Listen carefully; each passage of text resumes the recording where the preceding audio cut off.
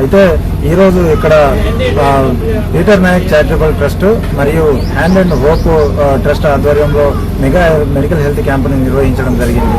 దాదాపుగా వెనుకబడిన ప్రాంతంలో ఇప్పుడు మనం ఉన్న 25th సెంచరీలో కూడా ఇలాంటి ప్రాంతం ఒకటి ఉందా అని చెప్పేసి పోతే ఇలా ఈ క్రమంలో మనకి ఇంకా భారతదేశం డెవలప్మెంట్ అనేది ఇలాంటి విజువల్స్ చూస్తేనే మనకు అర్థమవుతుంది. అయితే ఇక్కడ నిర్వహించిన మెగా హెల్త్ మెడికల్ క్యాంపులో అసలు ఏ విధమైన మెడికల్ టెస్ట్ చేశారు, ఏ విధంగా వీళ్ళకి హెల్త్ సపోర్ట్ ఏ విధంగా చేశారు అనేది ఇక్కడ ఎవరెవరైతే ఉన్నారో వాళ్ళని ఒకసారి అడిగి తెలుసుకునే ప్రయత్నం చేద్దాం. అయితే ఇక్కడ కొత్త మేడపల్లి గ్రామానికి సంబంధించిన రాజశేఖర్ అనే వ్యక్తి ఉన్నారు. అసలు వీళ్ళకి మెడికల్ ఏమేమి ఇచ్చారు, ఏమేమి టెస్టులు చేశారు అనేది అడిగి తెలుసుకునే ప్రయత్నం చేద్దాం. చెప్పండి రాజశేఖర్ గారు, మీకు ఇక్కడ మొబైల్ క్యాంపు చేస్తున్నారని ఎప్పుడు తెలిసింది మీకు? ఇక్కడ ఏమేమి టెస్టులు చేశారు, మీకు ఏం మెడిసిన్స్ ఇచ్చారు? సార్ ఇక్కడ కొత్త మేడపల్లి గ్రామం వాసి నేను, నా పేరు రాజ్ కుమార్, కొత్త మేడపల్లి. సార్ ఇక్కడ మన మెడికల్ క్యాంప్ పెట్టారు ఇవాళ 11 తారీఖులో. మాకు రక్త పరిచయం చేశారు. మాకు 4 పిల్లగాలని మొత్తం రక్త పరిచయం చేపించి మంచి ఆరోగ్య మందులు, ఈ జ్వరము జబ్బు వస్తే డాక్టర్ ద్వారా మందు రాసి ఇచ్చారు. అందరినీ కూడా సార్ మంచిగా చూస్తున్నారు. సార్ ఇది ఈ సారు ఏర్పాటు చేసిన సార్ని, క్యాంప్స్ ఏర్పాటు చేసిన సార్ని కూడా సార్ ధన్యవాదాలు. ఇంకా సార్ మేము అడవులు ఉండేటోది, మాకు కరెంట్ లేదు, రోడ్ లేక ఈ పరిస్థితులు మీరు వచ్చి చూస్తానంటే చాలా సంతోషం సార్. మీ ఛానల్ మీడియా వాళ్ళు కూడా చాలా మంది చూశారు కాబట్టి, మీ ఛానల్ వీడియోలు చూశారు కాబట్టి మాకు ఇక్కడ క్యాంప్ పెట్టారు, చాలా మంచిది.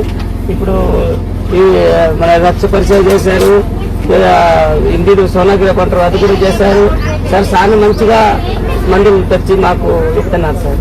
అయితే ఈ మెడికల్ క్యాంప్ వల్ల ఇప్పుడు మీకు ఏ విధంగా ఉంది ఇక్కడ? మీరు అంటే మీరు ఎవరైనా స్కూల్ ఇబ్బంది ఉందా, లేకపోతే మీరు స్కూల్కి వెళ్తున్నారా? ఇక్కడ కరెంట్ ఉందా? మీరు ఇక్కడ వచ్చి ఎన్ని సంవత్సరాలు అవుతుందా సార్? ఇక్కడ కరెంట్ లేదు సార్, కరెంట్ లేదు, రోడ్ కూడా లేదు సార్. సరిగా వర్షాకాలం అయితే ఇక్కడ నుంచి మంచం వేసుకొని అక్కడ దాకా తీసుకుపోయి కాలువకట్టలో కొన్ని రోజు ఎండేసి వస్తాయి, కొన్ని రోజు రావు. బురదలో ఎండేసి రావాలన్నా కూడా వాళ్ళకి బంద్ అవుతుంది, మాకు కూడా బంద్. పిల్లవారికి కూడా రోడ్ లేదు, కరెంట్ లేదు సార్. ఇక్కడ అంగన్వాడీ ఉంటే కూలిపోయింది, కూలిపోతే దీనికి ఇప్పుడు సమస్యలు ఎవరు పట్టించుకోవట్లేదు సార్. అధికారులు అసలు లెక్క చేయట్లే. ఎలక్షన్లు అందరూ అక్కడ మాకు కూడా ఎంత 130 ఓట్లు ఉంటాయి సార్, 130 పైన ఉంటాయి మాకు ఓట్లు. ఎలక్షన్లు అందరూ వస్తారు, అడుగుతారు. ఎల్ఆర్ఆ కూడా పిలిచిన ఒకసారి, ఆయన కూడా చెప్పారు. 2 సార్లు కలెక్టర్ వచ్చారు సార్. ఇక్కడ అందరూ వస్తారు కానీ అప్పుడు వస్తారు, ఇప్పుడు ఎవరు మాకు పట్టించుకోవట్లేదు సార్. అయితే ఇప్పుడు ఇక్కడ మీరు దాదాపుగా 130 మంది ఇక్కడ ఓటు బ్యాంక్ ఉన్నది. ఇక్కడ 130 మంది ఉన్నాయి సార్. అయితే 130 మందిలో ఇప్పుడు గతంలో మీరు ఎమ్మెల్యే ఎలక్షన్ కు ఓటేశారా? వేస్తున్నాం సార్. మరి ఇక్కడ సర్పంచ్ ఎవరు ఇంతకు ముందు? పునఃకృష్ణ అని మేడపల్లి సార్, పాత మేడపల్లి. మరి పాత మేడపల్లి గ్రామంలో ఉన్నప్పుడు గతంలో అతనికి చెప్పారా ఈ రోడ్లు ఇలా ఉంది, ఇలా పరిస్థితి ఏంటంటే చెప్పారా? అసలు ఏం చెప్పట్లేదు సార్. చేస్తామంటారు సార్, చేయట్లేదు, అసలు రావట్లేదు. అప్పుడు ఒకరోజే వచ్చారు, ఇంత మడికి ఈ ఊరు వచ్చి చూసుకుంటలేదు, అసలు చూసుకోవట్లేదు ఈ ఊరు. ఓకే, ఇప్పుడు మీకు ఈ hope and hand charitable trust వాళ్ళు ఇప్పుడు మీకు మెగా హెల్త్ క్యాంప్ పెట్టారు కదా, వాళ్ళ క్యాంప్ పెట్టిన వాళ్ళకి మీకు ఎలా అనిపిస్తుంది? చాలా మంచిగా అనిపిస్తుంది సార్. మాకు ఇంకొకసారి కూడా ఇట్లే వాళ్ళకు అవకాశం ఇస్తే మళ్ళీ మేము ఇట్లే వస్తాం సార్, చూపిస్తే మేము వాళ్ళ దగ్గర వచ్చి చూస్తాం సార్ మళ్ళీ. అయితే వాళ్ళని ఇంకా మరోసారి అంటే మీకు ఇక్కడ మెడికల్ ఇబ్బంది మీకు నెలలకు ఎన్నిసార్లు ఇబ్బంది కలుగుతుంది? వాళ్ళకి ఏమైనా నెల రోజులు కానీ లేదా సంవత్సరానికి ఒకసారి పెట్టమని మీరు ఏమైనా అడుగుతున్నారా సార్? సంవత్సరం పెట్టినా, ఒక 6 నెలలకు పెట్టినా మా సార్ సంతోషం సార్. ఇట్లే ఇక వాళ్ళకి బంద్ అయితే మనం చెప్పలేము కానీ మనకైతే ఎప్పటికప్పుడు ఈ సిస్టమ్ నుంచి చాలా మంచిది సార్. అట్లే చాలా చిన్న పిల్లగాళ్ళు కూడా చచ్చిపోతున్నారు ఈ ఊర్లో, పట్టించుకోవట్లేదు లేదుగా. ఇక ఎవరు రావు, అడవులు ఎవరు రాకుండా అట్లా చాలా మంది పిల్లగాల్సి వస్తుంది సార్ ఇక్కడ. ఓకే, అయితే ఇక్కడ మనం అయితే తెలుసుకున్నాం కొత్త మేడపల్లి గ్రామంలో ఇక్కడ ఉన్న ఇబ్బంది ఎలా ఉన్నది, తర్వాత వాళ్ళు ఏమి ఇబ్బంది పడుతున్నారు. మనం ఇప్పుడు ఉన్న 20th సెంచరీలో కూడా ఇలాంటి గ్రామాలు అయితే ఉన్నాయి.